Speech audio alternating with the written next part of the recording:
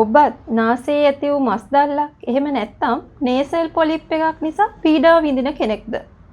ශල්‍ය කර්ම වලින් තොරව අපේ ප්‍රතිකාර වලට යොමු වෙලා නාසයේ ඇතිවන මස් දළු සම්පූර්ණයෙන් සුව කරගන්න පුළුවන්. ආයුර්වේදයට අනුව නාසා රෝග 31ක් තියෙනවා. මේන් එක් වර්ගයක් තමයි නාසා අරිෂස්.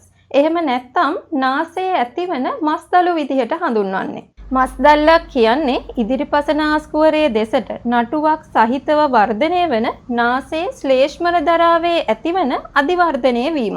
මේ తත්වය ඕනෑම වයසක කෙනෙකුට හැදෙන්න පුළුවන් වගේම කුඩා දරුවන් සහ මැදි වයසේ පසුවන පුද්ගලයන් තුළ බහුලව දකින්න ලැබෙනවා.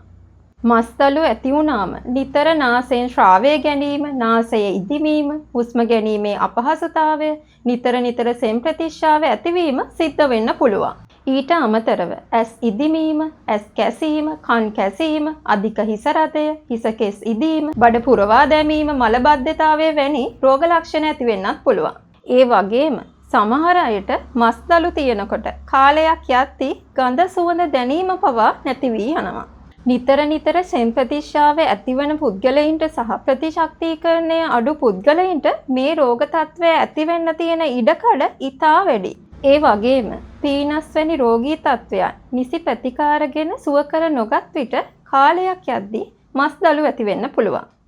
ඔබ නිතර සෙම් රෝග වලින් පීඩා විඳින කෙනෙක් නම්, පීනස් රෝග වලින් පීඩා විඳින කෙනෙක් නම්, එහෙම නැත්නම් නාසයේ මස් දළු වලින් පීඩා විඳින කෙනෙක් නම් අපේ ප්‍රතිකාර වලට යොමු වෙලා ඒ తත්වය සම්පූර්ණයෙන් සුව කරගන්න පුළුවන්.